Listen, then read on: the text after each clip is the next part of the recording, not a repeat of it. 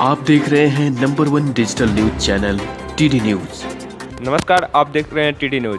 जैसा कि बता दें, अभी हम भाजपा के प्रदेश कार्यालय में हैं, जहां अभी भाजपा प्रवक्ता संजय टाइगर जी हैं। आइए इनसे हम बात करते हैं राज्यसभा के सीटों को लेकर। नमस्कार सर। नमस्कार सर। देखिए, भारतीय जनता पार्टी एक राष्ट्रीय पार्टी है। हमारे यहाँ निर्णय की एक प्रक्रिया है।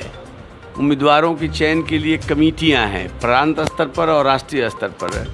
प्रांतीय कमेटी नामों की अनुशंसा केंद्रीय समिति को भेज देती है और केंद्रीय नेतृत्व पर फैसला लेना है। तो अभी नामांकन में काफ़ी दिन शेष है और पार्टी सही समय पर सही फैसला ले लेगी। बहुत जल्द उम्मीदवारों के नाम का ऐलान हो जाएगा। अभी कोई हड़बड़ी नहीं है। जैसे सर, आज अभी यहाँ पर सम्राट सीटों को लेकर ही बात चल रही थी या कोई और नहीं, मुझे उस विषय में कोई जानकारी नहीं है। देखिए, पार्टी का प्रदेश का मुख्यालय है। पार्टी के कार्यकर्ता, नेता, मंत्री, सांसद, विधायक आते और जाते रहते हैं समय समय पर, तो उसका कोई निहितार्थ नहीं है। केंद्रीय नेतृत्व को ये फैसला लेना है और मैंने पहले भी कहा, फिर दोहरा रहा हूँ, बहुत जल्द केंद्रीय नेतृत्व का फैसला सबके सामने आ जाएगा। आप सबों को सम्मान बता भी दिया जाएगा। मतलब पूरा देखिए, ये तो मैं कयास लगाने के लिए नहीं बैठा हूँ, मैं पार्टी का निर्णय सुनाने के लिए बैठा हुआ हूँ। जब पार्टी का निर्णय आएगा तो आपको बता दिया जाएगा। और यह प्रदेश के अधिकार क्षेत्र का मामला भी नहीं है, यह हमारे केंद्रीय नेतृत्व के अधिकार क्षेत्र का मामला है। किसको पार्टी प्रत्याशी बनाएगी ये केंद्रीय नेतृत्व तय करेगा। जब तय हो जाएगा तो आप सबको बता दिया जाएगा। धन्यवाद सर। जैसा कि आप लोगों ने देखा, इन्होंने बताया कि ये सारी जिम्मेवारी केंद्र पर ही है और केंद्र का निर्णय अंतिम निर्णय होगा। नमस्कार, मैं अमित कुमार, आप देख रहे हैं टीडी न्यूज। अभी हम भाजपा के प्रदेश कार्यालय में हैं। यहाँ हमारी बातचीत प्रदेश प्रवक्ता संजय टाइगर जी से हो रही है। आइए इनसे बात करते हैं, जो कांग्रेस के प्रवक्ता बता रहे हैं अभी कि एनडीए में फूट होने वाला है। आइए इस पर बात करते हैं। नमस्कार सर, आपका हमारे चैनल में बहुत बहुत स्वागत है। धन्यवाद। देखिए सर, ये जो बता रहे हैं मदन मोहन झा जी कि एनडीए में फूट होने वाली है, इस पर आप क्या कहना चाहेंगे? देखिए, कांग्रेस पार्टी को महागठबंधन ने जो विधानसभा का उपचुनाव हो रहा था, तारापुर और कुशेश्वर स्थान, उसी वक्त दूध की मक्खी तरह निकाल दिया। वो महागठबंधन में तो उनको जगह मिला नहीं, विधान परिषद के चुनाव भी अलग लड़ना पड़ा। और अब कांग्रेस उस उम्मीद में बैठी है कि राजद और महागठबंधन उनको अपने साथ शामिल कर लेंगे।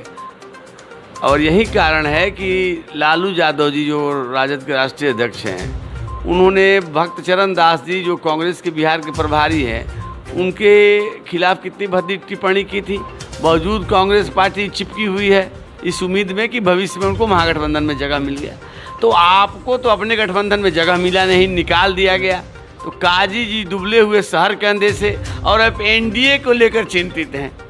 एनडीए पूरी तरह एकजुट है।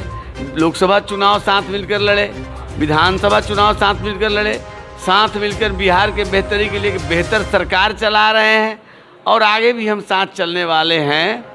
इस उम्मीद में अगर वो रहेंगे तो उनको निराशा हाथ लगेगी।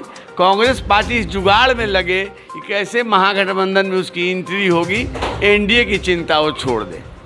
सर, जैसे उस दिन जो राबड़ी देवी के आवास पर सीबीआई छापा पड़ा था, उस दिन कुछ नेताओं का कहना था कि भाजपा डर गई है।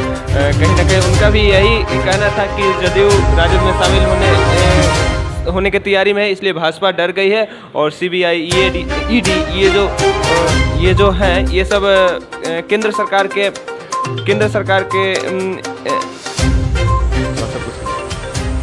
उन नेताओं का कहना था कि ये जो जांच एजेंसियां हैं, जैसे सीबीआई, ईडी, ये सब केंद्र सरकार के इशारे पर चलती है। तो केंद्र सरकार भाजपा डर गई है, इसलिए फिर राजद को बदनाम करने के लिए ये सीबीआई छापे करवा रही है। तो इस पर आप क्या कहना है?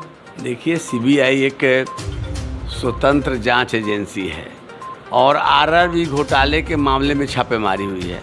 उसका राजनीति से कोई लेना देना नहीं है। उन नेताओं का कहना था कि ये जो जांच एजेंसियां हैं जैसे सीबीआई, ईडी, ये सब केंद्र सरकार के इशारे पर चलती है।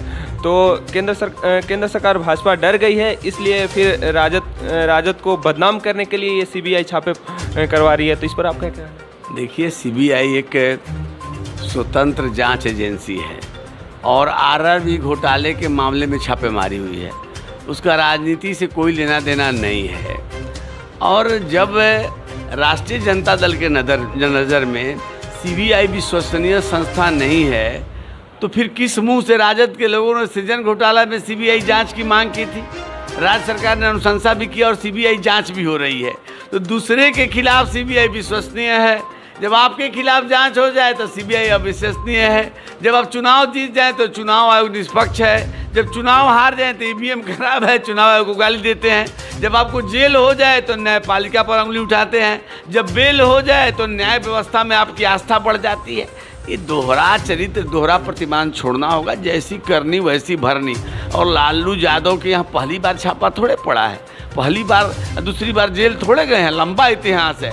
और पहली बार जेल तब गए थे लालू जी जब बिहार में राबड़ी देवी मुख्यमंत्री थी और उनके सहयोग से केंद्र में देवगौड़ा साहब और गुजराल साहब की सरकार थी। हम न राज्य में थे न केंद्र में थे और उनको जेल जाना पड़ा था।